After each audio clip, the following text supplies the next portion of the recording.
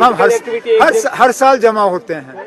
आप मुझे बताइए ना, किस साल 11 जुलाई को फंक्शन नहीं हुआ है? हम हर साल जमा होते हैं, जमा होके मादर मेहरबान को खिराज अकीदत पेश करते हैं। लेकिन आज एक इम्पोर्टेंट नहीं ना, कोर्ट में भी ऐसी कोई बात नहीं है ना, हर साल ये फंक्शन होते हैं। आज सुनवाई भी है। सुनवाई वो तो कोइंसिडेंस है ना, हमने सुनवाई की डेट नहीं रखी, वो चीफ जस्टिस साहब ने वो ये डेट मुकर्रर किया, शायद इसी में कोई अच्छी बात है। यहाँ पे हमारा एक छोटा सा फंक्शन हो रहा है, वहाँ पे 370 के मामले में सुनवाई शुरू हो गई है और उम्मीद करते हैं कि जल्द से जल्द मामले को जो है इसकी सुनवाई ख़त्म हो और इस पे सुप्रीम कोर्ट का जो फैसला है वो हमारे सामने आ जाए। अपोजिशन यूनिटी की बात हो रही है, 17 को एक और बैठक फिर हो रही है। नेशनल कॉन्फ्रेंस पिछली बैठक में शामिल हुई थी, क्या इस बार भी जाने का इरादा है या फिर? इरादा तो है, इरादा है।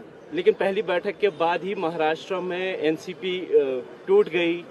क्या आपको लगता है कि जितना अपोजिशन एकजुट होने की कोशिश कर रही है, पार्टियां टूट रही हैं? अब एक पार्टी टूटी और ये पहली बार नहीं हुआ है, इससे पहले भी पार्टियां टूट चुकी हैं। कांग्रेस को मध्य प्रदेश में तोड़ा गया, क्या उससे पहले किसी ऑपोजिशन मीटिंग की ज़रूरत थी? ये सिलसिला चलता आया है, आगे भी चलता रहेगा।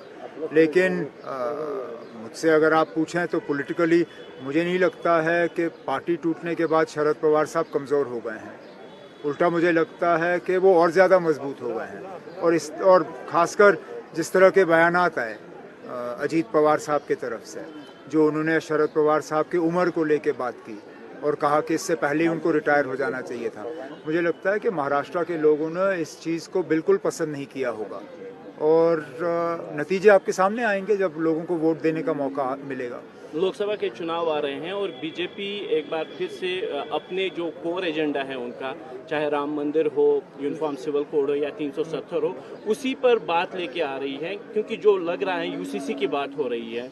तो कैसे आप इस चीज़ को देख रहे हैं कि एक बार फिर से उन्हीं मुद्दों पर इलेक्शन में वोट मांगे जाएंगे जो 2014 या 2019 में था? नहीं ठीक है, ये तो बीजेपी का हक है, हर पॉलिटिकल पार्टी को ये हक मिलता है कि वो अपना एजेंडा लोगों के सामने रखें और लोगों से वोट मांगे। ये हमने भी किया है, बाकी पॉलिटिकल पार्टियों ने भी किया है।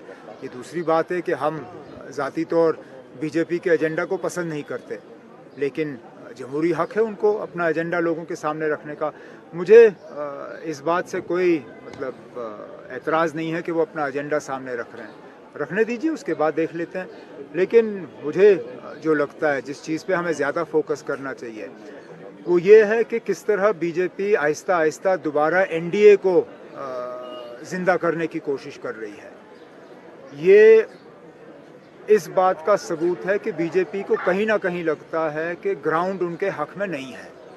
नहीं तो मुझे बताइए, पिछले 5-8 सालों में लगातार बीजेपी की कोशिश रही कि एलाइज को दूर किया जाए, कहीं पे भी उन्होंने दोस्ती नहीं निभाई, एक एक करके उनके दोस्त उनसे हट गए और सबसे पुराने दोस्त, चाहे शिवसेना हो, चाहे अकाली दल हो, चाहे और भी पार्टियां हो। आखिर क्या बदला है कि बीजेपी की अब मजबूरी बनी है कि वो दोबारा दोस्ती का हाथ आगे बढ़ा रहे हैं, वो दोबारा एनडीए को जिंदा करने की कोशिश कर रहे हैं। आंध्र प्रदेश में कहीं चंद्रबाबू नायडू से बात हो रही है, पंजाब में कोशिश की जा रही है कि अकालियों को वापस लाया जाए, महाराष्ट्र में शिवसेना के साथ बात। तो जहाँ तक मुझे लगता है बीजेपी का कोर एजेंडा छोड़ दीजिए, ग्राउंड जो बीजेपी कहती है उनके हक में है।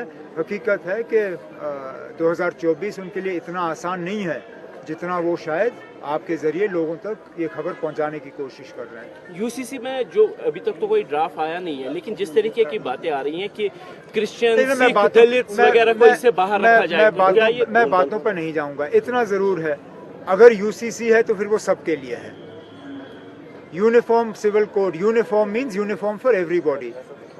अब अगर आप एक एक करके बाकियों को निकालोगे तो इसका क्या मतलब निकला जाएगा कि ये सिर्फ एक कौम के लिए है या ये सिर्फ मुसलमानों के पर्सनल लॉ को